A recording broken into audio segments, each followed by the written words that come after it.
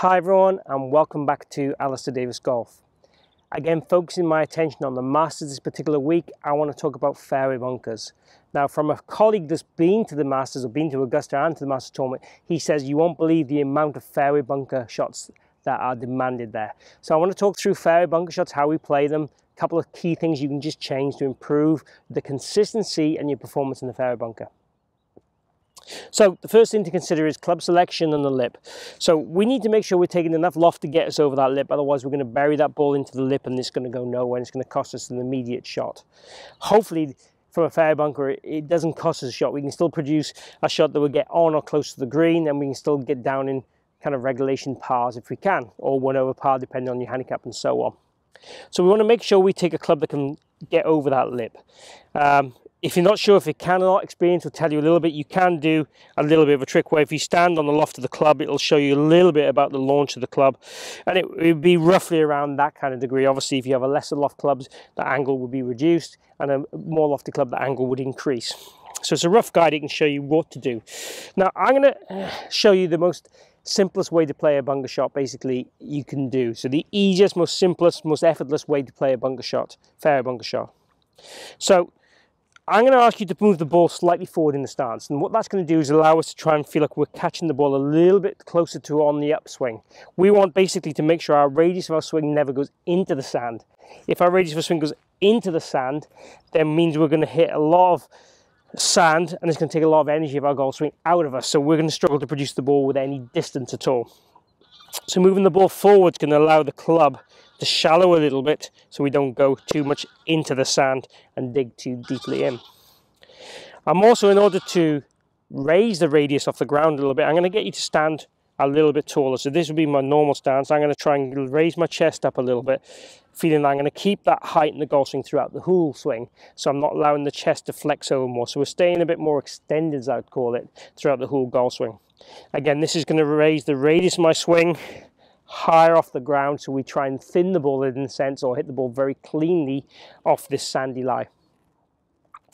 We also want to make sure that we would grip the golf club probably fractionally down and fractionally firmer again. Going fractionally firmer in the wrists will basically limit any kind of laggy kind of action that we might get, and then again this reduces the amount the club will want to drive into the sand. It will kind of keep it more constant with our radius and more consistent. It will reduce the power a wee bit, so we want to allow for hitting it a little bit shorter than normal for sure from a fairway bunker. The last little thing we will probably try and do is just try and feel we have steady legs. Okay, if the legs are moving too much, we're going to slip, so we want to feel that it's a little bit within ourselves and the legs are very kind of stable. It's a little bit more of an upper body dominant swing, and this is a good drill if you are looking to reduce how much your legs move. Practice from a fairway bunker a lot. I know Vijay Singh used to do this a lot at tournaments. He used to go and practice in the fairway bunker to reduce his leg action and increase the way his upper body would work. So it's a good drill if you're looking to do that also. So let's just go through that again. I'm not hitting to a green here.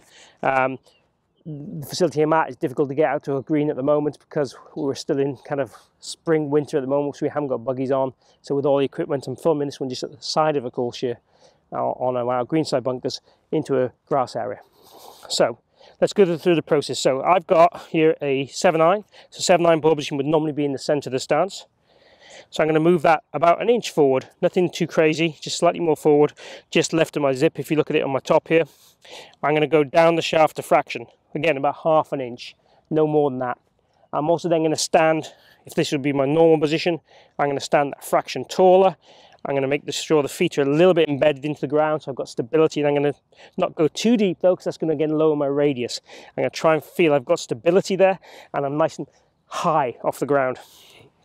Then I'm going to grip it a little bit firmer, maybe a little bit shorter in swing, but swing completely as normal apart from that. So let's have a go at the shot. So normal position, a bit taller.